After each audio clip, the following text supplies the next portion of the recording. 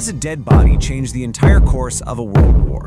And what can a ghost from 1943 teach us about the complex battles being fought for our minds right now, today? We're about to peel back the layers on one of the greatest deceptions in history to understand the ethical minefield we are all living on.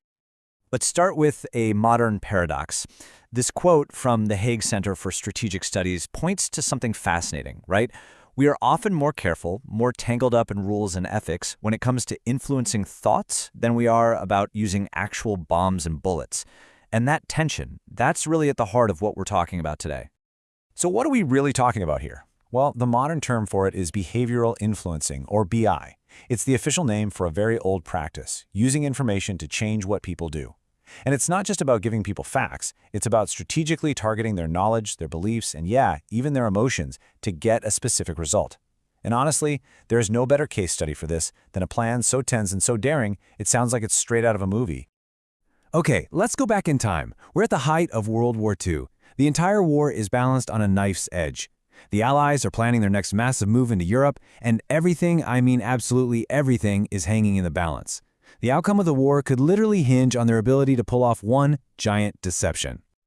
The problem they faced was dangerously simple. To push into Europe, the Allies had to invade through Sicily. It was the obvious move. But it was so obvious that, as Winston Churchill famously said, everyone but a bloody fool would know that it's Sicily.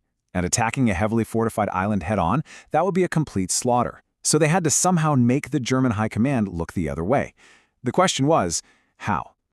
The plan they came up with was codenamed Operation Mincemeat, and it was just as macabre as it was brilliant. A crazy, high-stakes gamble with some pretty chilling steps.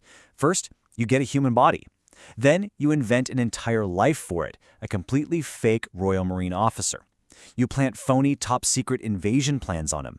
And then, for the final step, you just release the body into the sea off the coast of Spain, a supposedly neutral country that was just crawling with German spies, and you just have to hope they take the bait. And here's how it all went down. The idea actually came from a memo co-authored by a young Ian Fleming. Yup, the same guy who created James Bond. So in January 1943, they found their man. By late April, a submarine, the HMS Seraph, was slipping out into the dark to deploy the body. Just a few weeks later, those fake documents were in the hands of German High Command. And by July, the real invasion began. And you know what? The gamble paid off bigger than they could have ever imagined. The Germans fell for it, hook, line, and sinker. They were so convinced the real targets were Greece and Sardinia that they moved entire panzer divisions, troops, and all sorts of equipment away from Sicily. They looked left while the Allies were getting ready to strike from the right.